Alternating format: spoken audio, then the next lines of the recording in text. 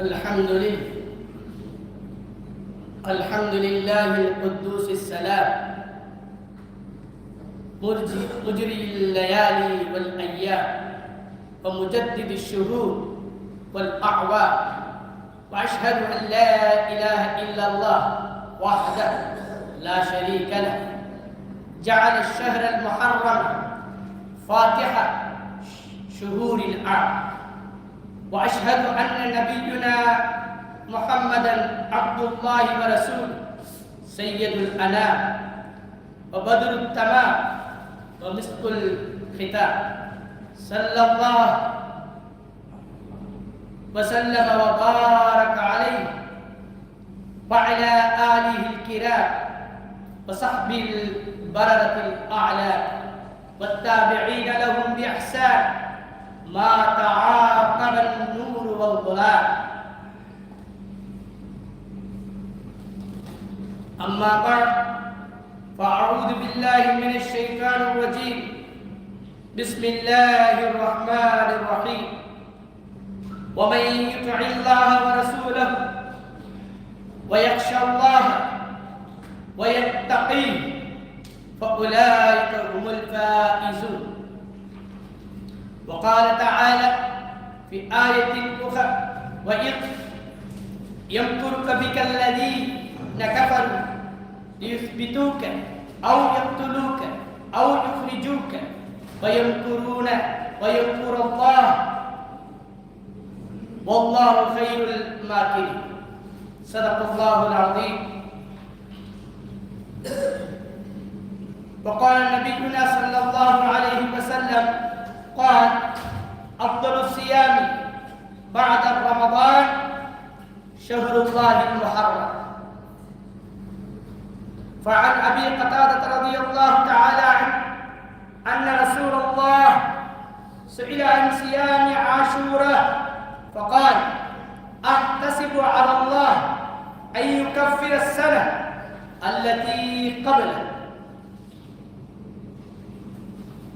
رواه مسلم أو كما قال الصلاة والسلام. புகழனைத்தும் அல்லாஹ்வுக்கு உரித்தது. அந்த அல்லாஹ் நாட்களினுடைய அதிகாரத்தை கொண்டிருப்பான்.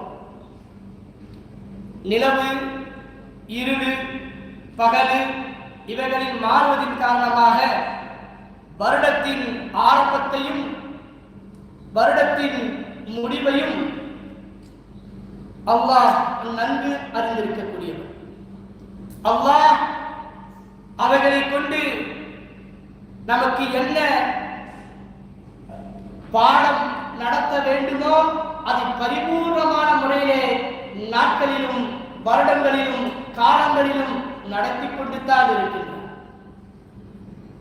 அதிலே ஈடேற்றம் பெற்றவர்கள் நபிமார்கள், சஹாபாக்கள், தாபீன்கள், தபஅ தாபீன்கள்.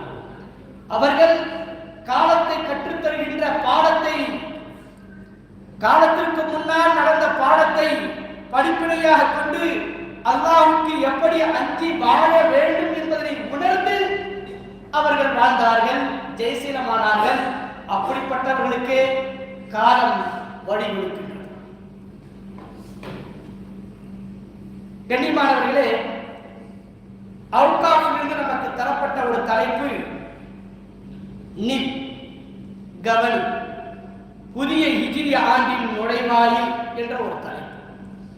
அழகான ஒரு தலைப்பு. கண்ணியமானவர்களே, ஹிஜ்ரி ஆண்டு பிறந்து விட்டது, முஹர்ரம் பிறந்து விட்டது என்று சொன்னால் இஸ்லாமியர்களுக்கு சந்தோஷம் பொங்க வேண்டும், உணர்வுகள் அதிகரிக்க வேண்டும், நன்மையின் பால் தீவிரமடைய வேண்டும்.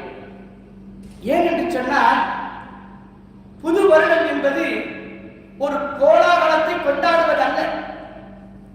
புது வருடம் என்பது கடந்த வருடத்தினுடைய செயல்களையும் நடப்பு ஆண்டில் என்ன செயலை செய்ய போகின்றோம் என்ற செயலையும் எண்ணி பார்ப்பதற்காக. ஏனென்று சொன்னால் நம்முடைய மார்க்கத்திலே அறிஞர் பெருமக்கள், சஹாபாக்கள் அப்படியான ஒரு தேதியினை, ஹிஜ்ரத்தினை, வருடப்பிறப்பினை தேர்ந்தெடுத்தார்கள். அது என்ன ஹிஜ்ரத் என்று சொன்னால், நபிகள் நாயகம் ஸல்லல்லாஹு அலைஹி வஸல்லம் மக்கத்து மாநகரத்தை விட்டு மதீனத்து மாநகரத்தின் பக்கம் தங்கினார், சென்றார். கண்ணியமானவர்களே, இதுதான் ஹிஜ்ரத், இதுதான் வருடப்பிறப்பாக நாம் எடுத்திருக்கிறோம். எத்தனையோ செயல்கள் இருக்கிறது. நபிகள் நாயகம் ஸல்லல்லாஹு அலைஹி வஸல்லம் அவர்கள் கொண்டு வந்த அந்த மார்க்கம் விரிவடைந்தது. காலத்திலே கட்டாயத்தின் காரணமாக உமர் ரலியல்லாஹு தஆலாவுடைய கிலாஃபத்துடைய காலத்திலே நாள்காட்டி என்பது அவசியமாக ஆனது. எந்த அளவுக்கு என்று சொன்னால், இஸ்லாமியர்கள் நோன்பு நோற்பது, இஸ்லாமியர்கள் ஜகாத் கொடுப்பது, தொழுகை நிலைநாட்டுவது, இஸ்லாமியர்கள் அவர்களுடைய கடமையை நிலைநாட்டுவது போன்ற காரியங்கள் அனைத்தும் நாள்காட்டி என்பது மையமாக இருக்கிறது. அப்பொழுது உமர் ரலியல்லாஹு தஆலா அவர்கள் இந்த ஆலோசனையை இஸ்லாமிய சமுதாயத்துக்கு மத்தியிலே, அப்போது இருந்த மார்க்க அறிஞருக்கு மத்தியிலே, அப்போது இருந்த நபித்தோழருக்கு மத்தியிலே வைத்தார். நமக்கு இஸ்லாமியர்களுக்கு ஒரு நாள்காட்டி என்பது அவசியம். நாம் வருடத்தின் பிறப்பாக எதை நாம் எடுத்துக்கொள்வோம்? சஹாபாக்கள் பலவிதமான ஆலோசனை கொடுத்தார்கள். ஒரு சஹாபாக்கள் சொன்னார்கள், ஒரு அறிஞர்கள் சொன்னார்கள், ஒரு கூட்டம் நபிகள் நாயகம் ஸல்லல்லாஹு அலைஹி வஸல்லம் அவர்களுக்கு நபித்துவம் கிடைத்ததே அந்த நாளை ஹிஜ்ரத்தாக எடுத்துக்கொள்வோம் என்றார். சில சஹாபாக்கள் சொன்னார்கள், நபிகள் நாயகம் ஸல்லல்லாஹு அலைஹி வஸல்லம் அவர்கள் பிறந்தார்களே அந்த ஒரு நாளை ஹிஜ்ரத்தாக எடுத்துக்கொள்வோம் என்றார். கண்ணியமானவர்களே, உமர் ரலியல்லாஹு தஆலா அவர்கள் சரியான ஒரு தேர்வை தேர்ந்தெடுத்தார்கள். அனைத்து சஹாபாக்களும் ஆமோதிக்கக்கூடிய ஒரு தீர்ப்பாக இருந்தது. உமர் ரலியல்லாஹு தஆலா சொன்னார்கள், எப்பொழுது இஸ்லாத்திற்கு அதில் இருக்கக்கூடிய சஹாபாக்களுக்கு கண்ணியம் கிடைத்தது என்று சொன்னால், ஹிஜ்ரத் செய்தோம், மக்கா மாநகரத்திலிருந்து மதீனா மாநகரத்திற்கு பயணமானோம், அதுதான் இஸ்லாமியருடைய வருடப்பிறப்பாக நாம் வைக்க வேண்டும் என்ற கருத்தினை முன்வைத்தார்கள். அனைத்து சஹாபாக்களும் அதை ஒப்புக்கொண்டார். கண்ணியமானவர்களே, ஏன் ஹிஜ்ரத்தை வருடப்பிறப்பாக வைக்க வேண்டும்? இது உமர் ரலியல்லாஹு தஆலா அவர்கள் வழிமொழிய வேண்டும். உமர் ரலியல்லாஹு தஆலா அவர்கள் சொல்வதை மற்ற சஹாபாக்களும் வழிமொழி முடிய வேண்டும். கண்ணியமானவர்களே, தான் நேசித்த ஒரு நாடு, தன்னுடைய சொந்த பந்தங்கள் அனைத்தும் இருக்கக்கூடிய ஒரு நாடு, அந்த நாட்டை விட்டு வெளியேறுகிறார். ஏன் என்று சொன்னால், பணத்திற்காக வேண்டி வெளியேறவில்லை, அல்லது பொன் பொருள் தகராறுக்காக வேண்டி வெளியேறவில்லை. தான் கொண்டு வந்த அந்த கொள்கையிலே நபிகள் நாயகம் ஸல்லல்லாஹு அலைஹி வஸல்லம் அவர்கள் உறுதியாக இருந்தார்கள். இங்கு இருக்கக்கூடிய நேரத்திலே முஸ்லிம்கள் அந்த கொள்கைக்கு இடையூறு தந்தார்கள். எந்த அளவுக்கு என்று சொன்னால், அவர்களை கொலை செய்யும் அளவுக்கு. நான் ஓதி காட்டிய ஆயத்தினுடைய கருத்து இதுதான் வருகிறது. அவர்கள் நபியை உங்களை கொண்டு சூழ்ச்சி செய்கிறார்கள். எப்படிப்பட்ட சூழ்ச்சி செய்கிறார்கள் என்று சொன்னால், காபிர்கள் இப்படியான ஒரு சூழ்ச்சியை செய்கிறார்கள், உங்களை சிறைபிடிக்க வேண்டும், இல்லை என்று சொன்னால் உங்களை கொலை செய்ய வேண்டும், அப்படி இல்லை என்று சொன்னால் உங்களை நாடு கடத்த வேண்டும். இப்படியான ஒரு விளிம்பு நிலைக்கு அவர்கள் வந்துவிட்டார். ஆனால் அல்லாஹ் தொடர்ந்து சொல்லி காட்டுகிறார், அவர்கள் என்னத்தான் சூழ்ச்சி செய்யட்டும், என்னத்தான் சூழ்ச்சி செய்யட்டும், வயம்குருல்லாஹ், அல்லாஹ்வும் சூழ்ச்சி செய்கிறார். ஆனால் வல்லாஹு கைருல் மாக்கிரீன், அல்லாஹ்வுடைய சூழ்ச்சியே சிறந்ததாக இருக்கிறது என்பதாக அல்லாஹ் சொல்லி காட்டுகிறார். கண்ணியமானவர்களே, அத்தனை நபர்கள் சிறைபிடிக்க வேண்டும், நாடு கடத்த வேண்டும், கொலை செய்ய வேண்டும் என்ற நபர்களுக்கு மத்தியிலே நபிகள் நாயகம் ஸல்லல்லாஹு அலைஹி வஸல்லம் அவர்கள் அல்லாஹ்வுடைய பாதுகாப்பை கொண்டு வெளியேறினார்கள். மதீனா மாநகரத்தை வந்து அடைந்தார்கள் என்று சொன்னால், இதற்கு பின்னால் மிகப்பெரிய வரலாறு இருக்கிறது. இதற்கு பின்னால் மிகப்பெரிய வரலாறு இருக்கிறது. எத்தனை தொல்லைகள் மக்களுக்கு முஸ்லிம்கள் எப்படியான தொல்லைகள் கொடுத்தார்கள், எப்படியான இழிவை கொடுத்தார்கள், சஹாபாக்களுக்கு எப்படியான இழிவை கொடுத்தார்கள், என்னென்ன தொல்லைகளை கொடுத்தார்கள். பல நாட்கள் பட்டினியும் பல நாட்கள் பசியும் ரீதியாகத்தான் அல்லாஹ் அனுமதி கொடுத்தார், ஹிஜ்ரத் செய்யுங்கள். தன்னுடைய தீனை பாதுகாக்க வேண்டும், தன்னுடைய கொண்டு வந்த மார்க்கம் மக்களுக்கு எட்டி வைக்கப்பட வேண்டும், தொழுகை நிலைநாட்டப்பட வேண்டும், ஜகாத் நிலைநாட்டப்பட வேண்டும், நோன்பு நிலைநாட்டப்பட வேண்டும் என்ற ஒரு உன்னத ஒரு கொள்கைக்காக வேண்டி முஃமின்கள் இதற்கெல்லாம் செய்ய இடமில்லை அளிக்க மாட்டுகிறார்கள். இந்த மக்களுக்கு முஷ்ரிக்கீன்கள் என்பதற்காக வேண்டி அல்லாஹ்வுடைய பொருத்தத்தை நாடி ஹிஜ்ரத் செய்தார். தீனை வளர்க்க வேண்டும் என்பதற்காக. ஏழாய கலிமத்துல்லாஹ், அல்லாஹ்வுடைய கலிமா உயர்வானதாக ஆக வேண்டும் என்பதற்காக வேண்டி மக்கத்து மாநகரத்தை விட்டு மதீனத்து மாநகரத்தின் பக்கம் நகர்ந்தார். கண்ணியமானவர்களே, இது ஹிஜ்ரத் இருக்கிறதே, ஹிஜ்ரத்துடைய முதல் வகை. இது ஹிஜ்ரத்துடைய முதல் வகை. நாமும் அந்த நம்மை அடைந்துக் கொள்ள முடியுமா என்று சொன்னால் நாமும் அடைந்து கொள்ள முடியும். ஹிஜ்ரத்துடைய நன்மையை நாமும் அடைந்து கொள்ள முடியும். நபிகள் நாயகம் ஸல்லல்லாஹு அலைஹி வஸல்லம் அவர்கள் செய்தார்கள் ஹிஜ்ரத். எப்படிப்பட்ட ஹிஜ்ரத்? தன்னுடைய சொந்த நாட்டை விட்டு ஈமானை பாதுகாப்பதற்காக வேண்டி ஹிஜ்ரத் செய்தார்கள். நாமும் ஹிஜ்ரத் செய்ய முடியுமா என்று சொன்னால் ஹிஜ்ரத் செய்ய முடியும். உடனடியாக நாம் ஹிஜ்ரத் செய்ய முடியும். உடனடியாக நாம் ஹிஜ்ரத் செய்ய முடியும். நபிகள் நாயகம் ஸல்லல்லாஹு அலைஹி வஸல்லம் சொல்கிறார்கள், அந்த ஹிஜ்ரத்துடைய இரண்டாவது வகை அல் முஹாஜிரு மன் ஹஜர மா நஹல்லாஹு அன்ஹு. முஹாஜிர் உடனடியாக செய்யக்கூடிய அந்த ஹிஜ்ரத் என்ன? முஹாஜிர். அப்படிப்பட்ட ஹிஜ்ரத் என்ன? அல்லாஹ் எந்த ஒன்றை தடுத்தாலோ அதை தடுத்து தன்னுடைய வாழ்க்கையிலே கொண்டு வருவது, இது உடனடியான ஹிஜ்ரத். எப்படிப்பட்ட ஒரு பாடம் தருகிறது பாருங்கள்.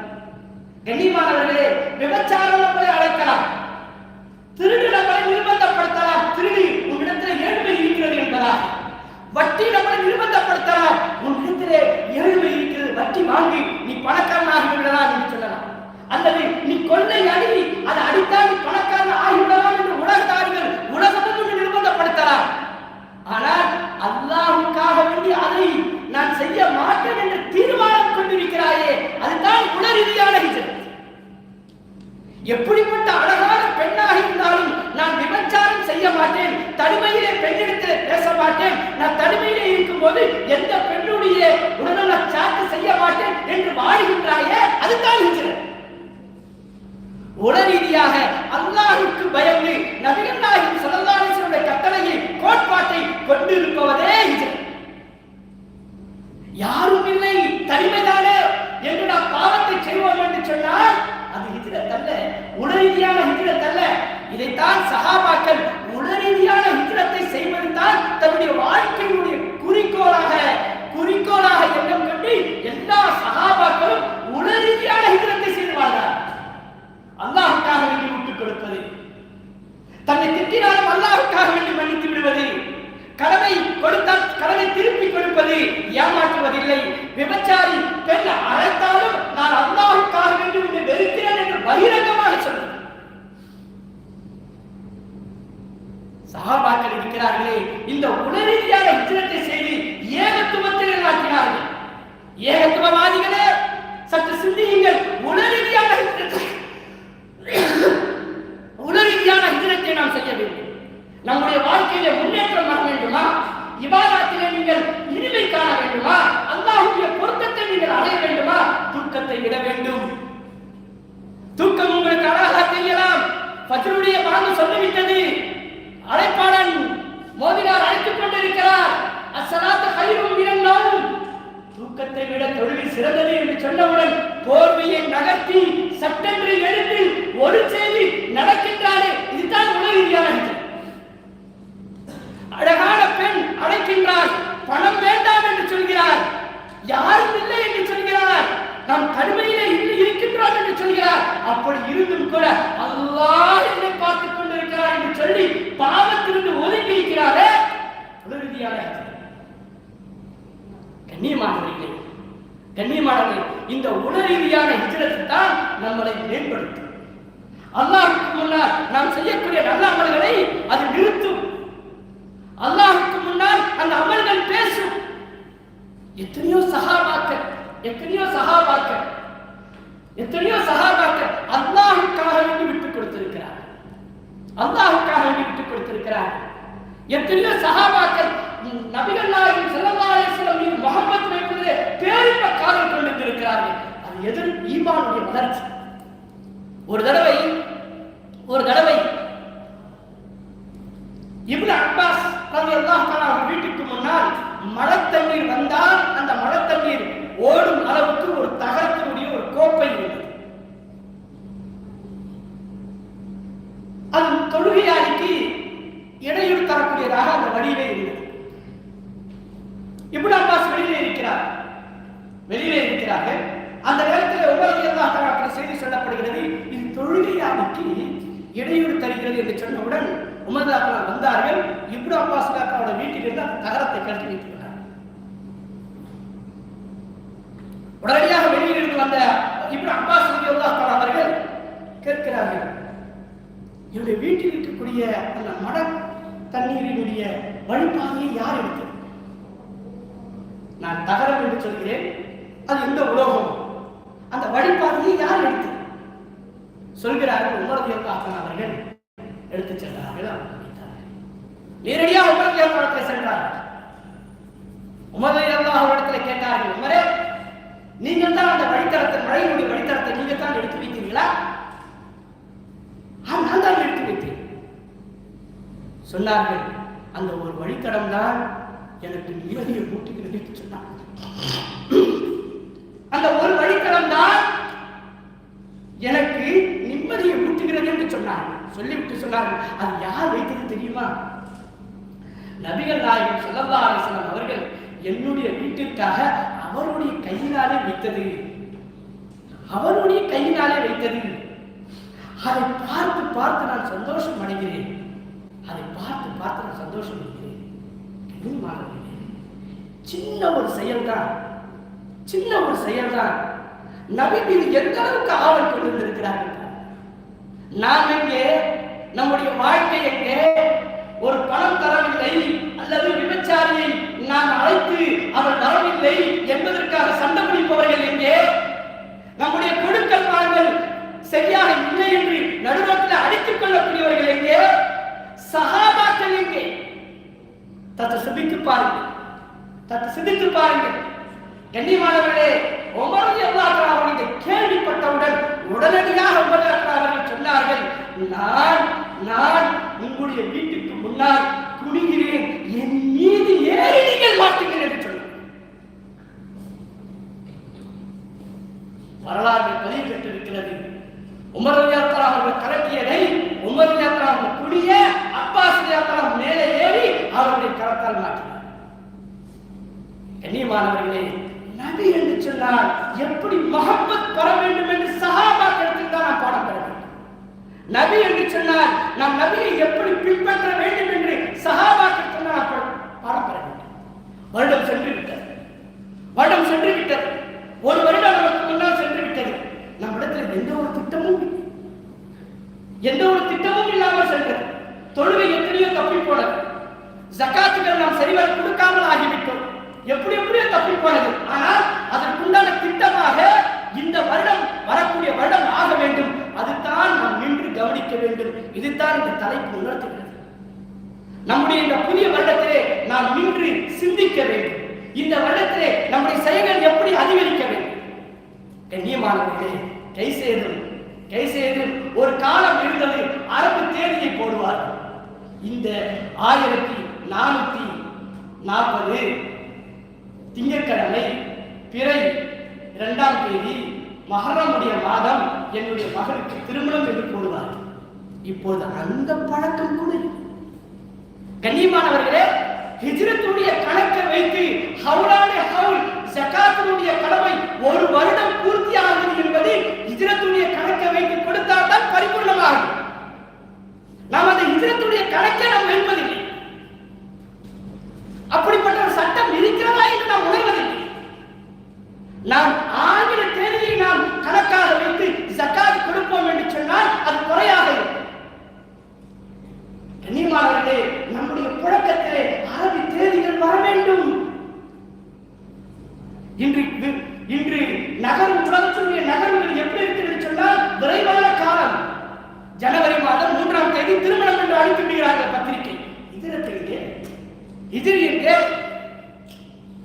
கண்ணியமானவர்களே, ஹிஜ்ரியுடைய பழக்கத்தை நாம் புழங்க வேண்டும். எந்த ஒரு நிகழ்வாக இருந்தாலும் சரி, நம்முடைய குழந்தைகளுடைய பிறந்த தேதியாக இருக்கட்டும், அல்லது நமக்கு நடந்த திருமண நிகழ்வாக இருக்கட்டும், அல்லது நம்முடைய வாழ்க்கையிலே மிகப்பெரிய அத்தியாயமாக உத்தியோகத்தினுடைய அத்தியாயமாக இருக்கட்டும், அரபி தேதியை முன்வைத்து வாழ வேண்டும். அது நம்முடைய புழக்கத்திலே வர வேண்டும். அது இல்லை. கண்ணியமானவர்களே, அப்படிப்பட்ட ஒரு சூழ்நிலையை அல்லாஹ் நமக்கு உருவாக்குவானாக. அல்லாஹ் தஆலா அப்படிப்பட்ட ஒரு அரபி தேதியை பின்பற்றக்கூடிய ஒரு மாண்பை நமக்கு கொடுப்பார்கள். கண்ணியமானவர்களே, வரக்கூடிய காலங்கள் நாம் எப்படி இருக்க வேண்டும் என்பதை பற்றி நமக்கு இந்த புது வருடம் நமக்கு பாடம் இருக்கிறது. இந்த புது வருடத்திலே நாம் தொழுகையை சரியான முறை நிலையாக்க வேண்டும். நாம் புது வருடத்திலே நாம் குர்பானிகளை சரியாக நிலையாக்கப்பட வேண்டும். அந்த தேதிகளை குறிப்பிட்டு இந்த தேதிக்கு நான் அதற்கு பணம் எடுத்து விடுவேன் என்ற ஒரு தேதி திட்டமிடத்தில் இருக்க வேண்டும். நாம் இந்த வருடத்திலே ஹஜ்ஜுக்கு நாம் செல்வதாக இருந்தால் அதை திட்டமிட வேண்டும். இல்லை, நான் அடுத்த வருடம் மகிழ்கிறேன் ஹஜ்ஜுக்கு என்று சொன்னால் அந்த இந்த வருடத்திலிருந்து அதற்காக உள்ள பொருளாதாரத்தை தயாரிப்பு செய்ய வேண்டும். இப்படியான திட்டங்கள் ஒரு மூமிடத்தில் இருக்குமையானால் அந்த ஹிஜ்ரத் என்பது நாட்கள் கடந்தாலும் வருடங்கள் கடந்தாலும் அவனுக்கு பயனளிக்கக்கூடியதாக அவனுடைய ஈமானிலே முன்னேற்றத்தை கொடுக்கும். இல்லை என்று சொன்னால் அவருடைய ஹிஜ்ரத் எப்படி மற்ற மதத்திலே வருடங்கள் வருவதை போல, மற்ற மதத்திலே நாட்கள் கழிவதை போல நம்மிடத்திலே கழியும். ஆனால் இஸ்லாமினுடைய ஹிஜ்ரத் என்பது மிகப்பெரிய ஒரு பாடத்தை தருகிறது, மிகப்பெரிய ஒரு இபாதத்தை தருகிறது. அது என்ன? ஒவ்வொரு நேரத்திலும் முஸ்லிம் விழிப்புணர்வு இருக்க வேண்டும். அல்லாஹ்வுடைய கட்டளையை பாதுகாப்பதற்காக ஹிஜ்ரத் செய்தார்கள். நாமும் அல்லாஹ்வுடைய கட்டளையை பாதுகாக்க வேண்டும். அது தொழுகையினுடைய நேரமாக இருக்கட்டும், நோம்பினுடைய காலமாக இருக்கட்டும், அல்லது நாம் வைக்கக்கூடிய நஃபிலான ஐயாவுல் பீதுடைய நோம்பாக இருக்கட்டும், நாம் இஸ்லாத்தினுடைய அந்த கடமையான அழகான கடமைகளை நிறைவேற்றுவதற்கு இஸ்லாமியனுடைய அந்த ஹிஜ்ரியை நாம் பார்க்க வேண்டும். ஐயாவுல் பீத் அது என்று சொன்னாலே இஸ்லாமியர்களுக்கு எத்தனை தெரியாமல் இருக்கிறது. கண்ணியமானவர்களே, 13, 14, 15 மாதத்தினுடைய நடுவிலே வைக்கக்கூடிய ஒரு நோன்பு நபிகள் நாயகம் ஸல்லல்லாஹு அலைஹி வஸல்லம் வைத்து காட்டியிருக்கக்கூடிய ஒரு சுன்னத். இது நம்முடைய இஸ்லாமிய மார்க்கத்தில் இருக்கிறது. அது இஸ்லாமிய தேதியை கணக்கெடுத்தால் அது அழகான முறையில் அந்த நோன்பை நோக்க முடியும். கண்ணியமானவர்களே, அப்படி நோன்பு நோக்கக்கூடிய நல்ல சமுதாயமாக அல்லாஹ் நம்மை ஆக்கிரமிப்பாராக. கண்ணியமானவர்களே, இந்த ஆஷூரா, இந்த ஹிஜ்ரத் நமக்கு என்ன பாடம் சொல்லிக்காரு? நபிகள் நாயகம் ஸல்லல்லாஹு அலைஹி வஸல்லம் அவர்கள் சொல்கிறார்கள், அஃதலு ஸியாம் பஅத ரமதான் ஷஹ்ருல்லாஹில் முஹர்ரம். கண்ணியமானவர்களே, நபிகள் நாயகம் ஸல்லல்லாஹு அலைஹி வஸல்லம் சொன்னார்கள், இந்த ஷஹ்ரு ரமதானுடைய நோன்பை காட்டிலும் சிறப்பான ஒரு நோன்பு இந்த ரமதானுக்கு பிறகு ஷஹ்ரு முஹர்ரம் மாதத்துடைய நோன்பை சொன்னார். கண்ணியமானவர்களே, நபி அவர்கள் நோன்பு நோக்கக்கூடிய பழக்கத்தை மதீனா வாசலில் பார்த்தார்கள். 10ஆம் நாள் நோன்பு வைத்தார்கள். யஹூதிகள் எல்லாம் நோன்பு நோற்றார்கள். கேட்கப்பட்டது, நாங்கள் மூசா அலைஹிஸ்ஸலாத்து வஸ்ஸலாம் அவர்களுக்கு கொடுத்த அருள்கொடைக்கு இறைவனுக்கு நன்றி செலுத்தியவர்களாக நாங்கள் இருக்கின்றோம் என்று சொன்னார். நபிகள் நாயகம் ஸல்லல்லாஹு அலைஹி வஸல்லம் அவர்களும் நோன்பு நோற்றிருந்தார்கள். நபிகள் நாயகம் ஸல்லல்லாஹு அலைஹி வஸல்லம் சொன்னார்கள், அவர்களை காட்டிலும் நன்மையை சேகரிப்பதிலே, நன்மையிலே உண்டுவதிலே நாம் வேததாரிகளை விட நாம் சிறந்தவர்களாக இருக்கின்றோம். எனவே நான் அடுத்த வருடம் ஹயாத்தாக இருந்தால் இந்த 10ஆம் நாளை மட்டும் நோன்பு நோக்க மாட்டேன், 9வது நாள் 10வது நாளையும் நோன்பு. கண்ணியமானவர்களே, எனவே தான் இஸ்லாமிய சமுதாயத்துக்கு மத்தியிலே இந்த 10ஆம் நாள் மட்டும் நோன்பு நோக்கக்கூடாது. 9வது நாள் 10, பிறை 9, பிறை 10 அல்லது பிறை 10, 11. கண்ணியமானவர்களே, அல்லாஹ் உடைய ரசூல் சொல்லி இருக்கிறார்கள், இப்படியான ஒரு சிறப்பு ரமதானுடைய நோன்புக்கு பிறகு சிறப்பான ஒரு நோன்பு என்று சொன்னால் ஷஹ்ருல்லாஹில் முஹர்ரம். புகாரிலே வருகிறது, இந்த நாள் எப்படிப்பட்ட நாள், இந்த மாதம் எப்படிப்பட்ட மாதம்? ஷஹ்ருல்லாஹ், அல்லாஹ்வுடைய மாதம். இதற்கு பேர் என்னங்க? ஷஹ்ருல்லாஹ். ஷஹ்ருல்லாஹ் அல்லாஹ்வுடைய மாதம். இந்த அல்லாஹ்வுடைய மாதத்தில் என்ன சிறப்பான அமல்? நோன்பு. நம்முடைய பசி, விரும்பக்கூடிய உணர்வுகள், இச்சைகள், இவைகளை அல்லாஹ்வுக்காக வேண்டி கட்டுப்படுத்தி நாம் நோன்பு நோற்பது. நபிகள் நாயகம் ஸல்லல்லாஹு அலைஹி வஸல்லம் இன்னும் சொல்லி காட்டுகிறார்கள். நபிகள் நாயகம் ஸல்லல்லாஹு அலைஹி வஸல்லம் அவர்கள் சொல்லி காட்டுகிறார்கள், இந்த நோன்பு நோற்பதன் மூலமாக என்ன பலன் என்று சஹாபாக்கள் கேட்டார்கள். சுயிலான் சியாமி யௌம ஆஷுரா, ஆஷுராவுடைய நோன்பை பற்றி நபிகள் நாயகம் ஸல்லல்லாஹு அலைஹி வஸல்லம் கேட்கப்பட்ட போது, அஹ்தஸிபு அலல்லாஹி ஐயு கஃபிர ஸன அல்லதி கபல், இந்த நோன்பு நோற்பதன் காரணமாக முன்னாள் வருடத்தின் பாவங்கள் அனைத்தும் மன்னிக்கக்கூடியதாக இந்த நோன்பு ஆகிறது என்று சொன்னார். கண்ணியமானவர்களே, நம்முடைய பாவங்களை மன்னிக்கக்கூடிய இந்த நோன்பு என்று சொன்னால், இந்த நோன்பை நோற்பதற்கு இஸ்லாமிய சமுதாயம் ஆர்வம் காட்ட வேண்டும். அவர்கள் எப்படி காட்ட வேண்டும்? சிறு குழந்தைகளை நோன்பு நோக்க சொல்ல வேண்டும். நம்முடைய சிறு பிள்ளைகளுக்கு கூட இந்த நோன்பு நோக்க வைக்க வேண்டும். கண்ணியமானவர்களே, இது ஒரு பயிற்சி. இந்த மாதம் தான் பயிற்சி. இந்த மாதத்திலே நாம் பயிற்சி கொடுப்போம் என்று சொன்னால், ரமதானுடைய மாதத்திலே அவர்கள் அழகாக நோன்பு நோக்கக்கூடிய ஒரு வாய்ப்பினை ஏற்படும். எனவே கண்ணியமானவர்களே, எதை கேட்டோமோ அதன்படி அமல் செய்யக்கூடிய ஒரு தௌஃபீக்கை வல்ல நாயகன் தந்தல் புரிவானாக. இன்னஹு தஆலா ஜவாதுல் கரீம் மலிக்கும் பர்ரு ரவுஃபுர் ரஹீம்.